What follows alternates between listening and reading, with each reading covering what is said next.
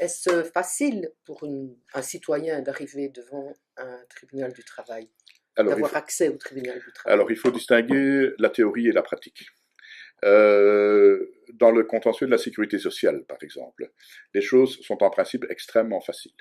Vous n'êtes pas d'accord avec une décision de l'ONEM, pour prendre cet exemple-là, bah, vous prenez une photocopie de la décision de l'ONEM, vous écrivez dessus pas d'accord et vous signez, vous mettez ça au greffe du tribunal, vous avez introduit votre affaire. Il n'y a rien de plus simple. Donc pour les affaires de travail, c'est un petit peu plus compliqué. Donc là, il faut quand même rédiger ce qu'on appelle une requête avec donc une lettre, si on veut, en expliquant exactement l'affaire, etc. C'est un petit peu compliqué, mais ce n'est pas très compliqué non plus. Donc la vraie question est de savoir, en faisant comme ça et en se présentant seul devant le tribunal, est-ce qu'on a des chances sérieuses de gagner son procès?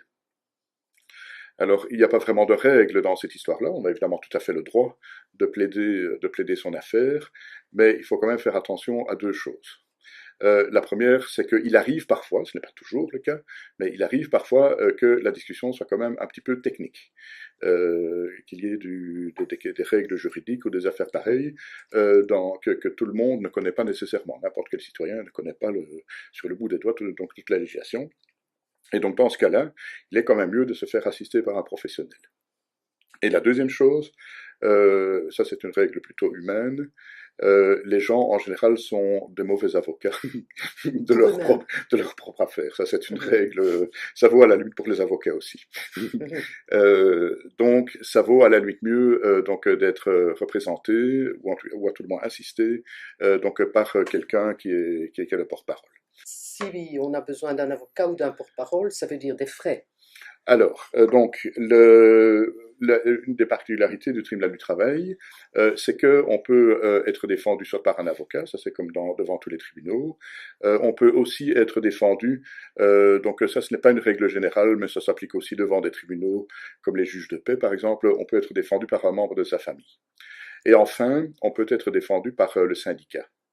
Donc en ce qui concerne la CSC, pour qu'on soit soutenu par la CSC, il faut être affilié bien entendu à la CSC, il faut avoir un certain nombre de mois donc d'affiliation, mais donc à partir de là, on a en principe droit à être défendu par quelqu'un donc du service juridique donc de sa fédération qui joue donc le rôle d'un avocat.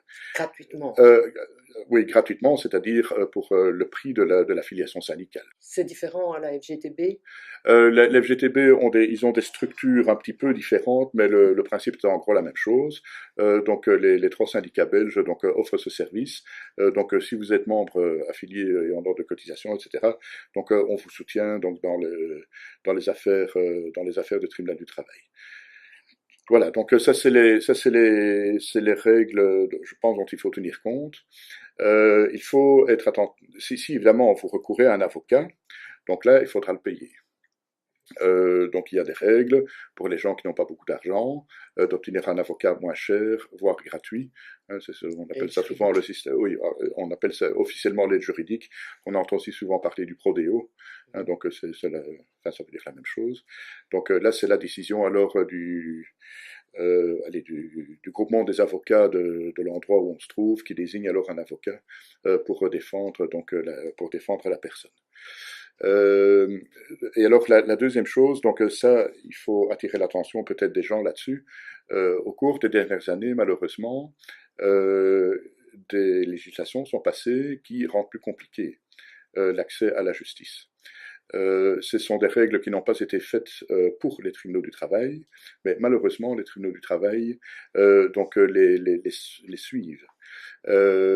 Donc, à mon avis, le plus gros truc auquel il faut faire attention, c'est que donc la personne qui perd son procès, la règle générale, c'est qu'il doit payer ce qu'on appelle les frais de justice. Et donc, dans les frais de justice se trouve notamment ce qu'on appelle une indemnité de procédure, qui est en fait une contribution dans les frais d'avocat de la partie adverse.